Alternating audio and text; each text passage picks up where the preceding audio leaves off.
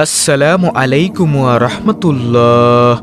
দর্শক, ৭০টি ছোট আমল যাতে রয়েছে বহু ফজিলত। এর প্রথম পর্বে আমি আপনাদেরকে জানিয়েছি প্রথম ৩৫টি আমল সম্পর্কে, আর দ্বিতীয় পর্বে এখন আমি আপনাদেরকে জানাবো ৭০টি ছোট আমল যাতে রয়েছে বহু ফজিলত এর বাকি ৩৫টি আমল সম্পর্কে। তাই আপনাদের কাছে আমার একটি অনুরোধ, ধৈর্য সহকারে ভিডিওটি শেষ পর্যন্ত দেখুন। তাহলে চলুন একে একে প্রত্যেকটি আমলের সাথে আপনাদেরকে পরিচয় করিয়ে দিই। প্রিয় দর্শক, ৩৬ নম্বর আমলটি হচ্ছে ইলমের জন্য মসজিদে যাওয়া। যে ব্যক্তি দুনিয়াবি কোনো কারণ ছাড়া দিন ইলম শিখা বা শিখানোর উদ্দেশ্যে মসজিদে যায়, সে ওই ব্যক্তির মত যে তার হজ পূর্ণ করেছে। সুবহানাল্লাহ। ৩৭ নম্বর আমল রমজানে উমরা পালন করা। ৩৮ নম্বর আমল মসজিদে ফরজ সালাত আদায় করা। যে ব্যক্তি নিজের গৃহ থেকে পবিত্রতা অর্জন করে, অর্থাৎ অজু ও প্রয়োজনে গোসল করে আল্লাহর গৃহের মধ্য থেকে কোনো একটি গৃহের দিকে যায়, আল্লাহর ফরজের মধ্য থেকে কোনো একটি ফরজ আদায় করার উদ্দেশ্যে, তার একটি পদক্ষেপ একটি গুনাহ ক্ষমা করা হয় এবং অন্য পদক্ষেপটি তার একটি মর্যাদা উন্নত করে। সুবহানাল্লাহ। তারপরে প্রিয় দর্শক, ৩৯ নম্বর আমলটি হল জামাতে প্রথম সারিতে দাঁড়ানোর চেষ্টা করা। রাসূলুল্লাহ সাল্লাল্লাহু আলাইহি ওয়াসাল্লাম প্রথম সারির জন্য ৩ বার এবং দ্বিতীয় সারির জন্য ১ বার ক্ষমা প্রার্থনা করতেন। তারপরে প্রিয় দর্শক, ৪০ নম্বর আমল মদিনার মসজিদুল কুবায় সালাত পড়া। যে ব্যক্তি ঘর থেকে নিজেকে পবিত্র করে তারপর মসজিদুল কুবায় আসে এবং সালাত পড়ে, সে যেন ওমরার সওয়াব পেল। তারপরে প্রিয় দর্শক, ৪১ নম্বর আমল আজানের জবাব দেওয়া। যখন তোমরা আজান শুনতে পাও তখন মুয়াজ্জিন যা বলে তার পুনরাবৃত্তি করে যাও। যখন আজান শেষ হয় তখন দোয়া চাও, তোমাকে দেওয়া হবে। তারপরে ৪২ নম্বর আমল রমজানের এবং শাওয়ালের রোজা রাখা। যে ব্যক্তি রমজানের রোজা রাখলো তারপর শাওয়ালের ৬টি রোজা রাখলো, সে যেন ১ বছর রোজা রাখলো। সুবহানাল্লাহ। তারপরে প্রিয় দর্শক, ৪৩ নম্বর আমল প্রত্যেক মাসে ৩টি রোজা রাখা। প্রত্যেক মাসে ৩টি রোজা রাখা সারা বছর রোজা রাখার সমান। তারপরে ৪৪ নম্বর আমল রোজাদার ব্যক্তিকে ইফতারি করানো। যে ব্যক্তি কোনো রোজাদারকে ইফতার করায় সে ব্যক্তি রোজাদারের সমান প্রতিদান পায়, কিন্তু এর ফলে রোজাদারের প্রতিদানের মধ্যে কোনো কমতি হবে না। তারপরে ৪৫ নম্বর আমল লাইলাতুল কদরে ইবাদত করা। মর্যাদাপূর্ণ এই রাতটি ১০০০ মাসের চেয়েও উত্তম। তারপরে ৪৬ নম্বর আমল আল্লাহর রাস্তায় জিহাদ করা। একজন ব্যক্তির আল্লাহর পথে জিহাদের সারিতে দাঁড়ানো ৬০ বছর ইবাদতের চেয়েও উত্তম। সুবহানাল্লাহ। তারপরে ৪৭ নম্বর আমল রাত জেগে ইবাদত করা। একদিন ও এক রাত স্বদেশের অর্থাৎ মুসলিম দেশের সীমান্ত যেখানে শত্রুর হামলার আশঙ্কা আছে সীমান্ত পাহারা দেয় ১ মাস ধরে রোজা রাখা ও রাতে ইবাদত করার চাইতে বেশি মূল্যবান। এ অবস্থায় যদি সে মারা যায় তাহলে যে কাজ সে করে যাচ্ছিল মারা যাবার পরও তার জন্য তা জারি থাকবে, তার রিজিকও জারি থাকবে এবং কবরের পরীক্ষা থেকেও সে থাকবে সুরক্ষিত। সুবহানাল্লাহ। তারপরে ৪৮ নম্বর আমল জিলহজের প্রথম ১০ দিন বেশি বেশি ইবাদত করা। এমন কোনো দিন নেই যেদিনে কৃত আমল এসব দিন অর্থাৎ জুলহিজ্জার প্রথম ১০ দিনের নেক আমলের মতো আল্লাহর কাছে সর্বাধিক প্রিয়। সাহাবীরা জিজ্ঞাসা করলেন, ইয়া রাসূলুল্লাহ সাল্লাল্লাহু আলাইহি ওয়াসাল্লাম, আল্লাহর পথে জিহাদের মতো নেক আমল কি নয়? তিনি বললেন, না, আল্লাহর পথে জিহাদের মতো নেক আমলও নয়, তবে যে ব্যক্তি তাদের জান ও মাল নিয়ে আল্লাহর পথে বের হলো এবং এর কোনোটা নিয়েই আর ফিরে আসলো না সে ছাড়া। তারপরে ৪৯ নম্বর আমল পবিত্র কোরআনের সূরাগুলো বারবার তেলাওয়াত করা। এর মধ্যে সূরা ইখলাস কোরআনের ১/৩ এবং সূরা কাফিরুন পবিত্র কোরআনের ৪ ভাগের ১ ভাগ। তারপরে ৫০ নম্বর আমল ইস্তেগফার করা। যে ব্যক্তি ইমানদার নারী পুরুষের জন্য ইস্তেগফার করে আল্লাহ প্রত্যেকের জন্য একটি করে নেক আমল লিখে দেন। তারপরে ৫১ নম্বর আমল মানুষের প্রয়োজন পূরণ করা। যে ব্যক্তি তার মুসলিম ভাইয়ের প্রয়োজন পূরণ করে আল্লাহ তার প্রয়োজন পূর্ণ করে দেন। যে ব্যক্তি তার মুসলিম ভাইয়ের কোনো অসুবিধা অর্থাৎ বিপদ দূর করে দেয় আল্লাহ তাআলা এর বিনিময়ে কিয়ামতের দিন তার কষ্ট ও বিপদের অংশবিশেষ দূর করে দিবেন। সুবহানাল্লাহ। তারপর প্রিয় দর্শক, ৫২ নম্বর আমল জিকির করা। সুবহানাল্লাহি ওয়ালহামদুলিল্লাহি ওয়ালা ইলাহা ইল্লাল্লাহু আল্লাহু আকবার এই কালেমাগুলো বলা। এই কালেমাগুলো সূর্য যে সমস্ত জিনিসের উপর উদিত হয় সেই সমুদয় জিনিসের অপেক্ষা অধিকতর প্রিয়। তারপরে ৫৩ নম্বর আমল আল্লাহ কি তোমাদের জন্য এশার সালাত জামাতে পড়া হজের সমান এবং ফজরের সালাত জামাতে পড়া উমরার সমান করেননি? এবং যে ব্যক্তি ফরজ সালাত জামাতে পড়ার জন্য হেঁটে যায় তা হজের সমান, এবং যে নফল সালাত পড়ার জন্য হেঁটে যায় তার সওয়াব নফল উমরার সমান। সহি আল জামি হাদিস নম্বর 6432। তারপরে 54 নম্বর আমল, যে ব্যক্তি ফজরের সালাত জামাতের সাথে পড়ে, তারপর সূর্য ওঠার আগ পর্যন্ত আল্লাহর জিকির করে, তারপর 2 রাকাত সালাত পড়ে, সে যেন হজ এবং উমরার সওয়াব পূর্ণ করল। হে আল্লাহ, অবশ্যই আমি তোমার নিকট কঠিন দুরবস্থা অর্থাৎ অল্প ধনেজনের আধিক্য, দুর্ভাগ্যের নাগাল, মন্দ ভাগ্য এবং দুশ্মন হাসি থেকে রক্ষা কামনা করছি। মুসলিম শরীফের হাদিস।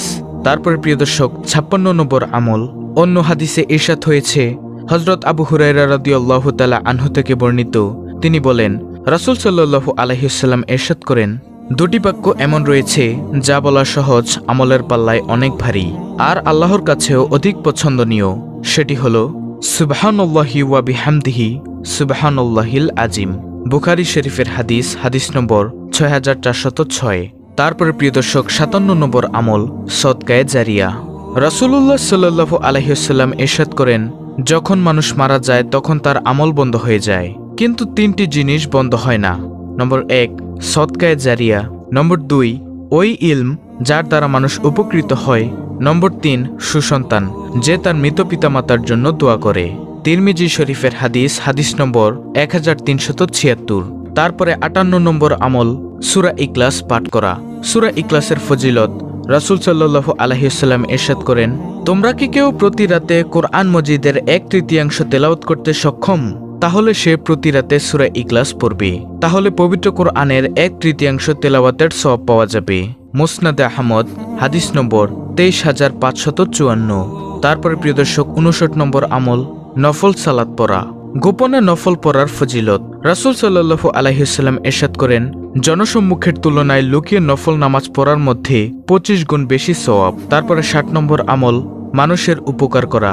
মানুষের উপকার করার ফজিলত, রাসূলুল্লাহ সাল্লাল্লাহু আলাইহি ওয়াসাল্লাম ইরশাদ করেন, কোন মুসলিম ভাইয়ের প্রয়োজনে কিছুক্ষণ সময় দেওয়া আমার কাছে 1 মাস মসজিদে ইতিকাফ করার চেয়েও বেশি পছন্দনীয়।